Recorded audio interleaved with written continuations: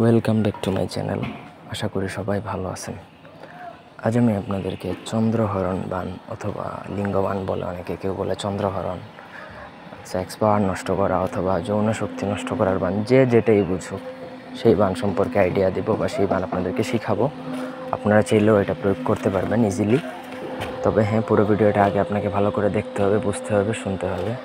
দুমদাম কাজ করলেই যে কাজ হবে এমন কিছু না, আগে আপনাকে প্রয়োগ করা জানতে হবে। যাই হোক, পার্সোনাল যে কোনো কাজ বা ব্যক্তিগত যে কোনো প্রয়োজন, যে কোনো কাজের জন্য স্ক্রিনে দেওয়া নাম্বারে সরাসরি ফোনে, হোয়াটসঅ্যাপে অথবা ইমোতে যোগাযোগ করে যে কোনো কাজ আমাদেরকে দিয়ে করে নিতে পারবেন, দেশে অথবা দেশের বাইরে থেকে।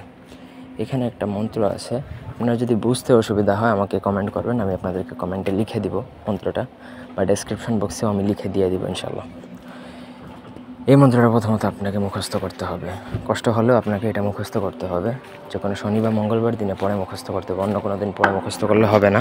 তো মুখস্থ করা যদি হয়ে যায়, তারপর আপনি আবার যে কোনো শনি মঙ্গলবার দিন অথবা অমাবস্যা আপনাকে খুঁজে বের করতে হবে। যেদিন রাতে অমাবস্যা থাকবে বা যেদিন শনি মঙ্গলবার দিন থাকবে, আপনাকে সেই দিন রাতে উলঙ্গ হয়ে 3টা নদীর পানি সংগ্রহ করবেন। 3টা নদীর পানি যদি সংগ্রহ করতে না পারেন, সেক্ষেত্রে আপনাকে 7টা পুকুরের পানি সংগ্রহ করতে হবে। আগে থেকে সংগ্রহ করে রাখলেও হবে।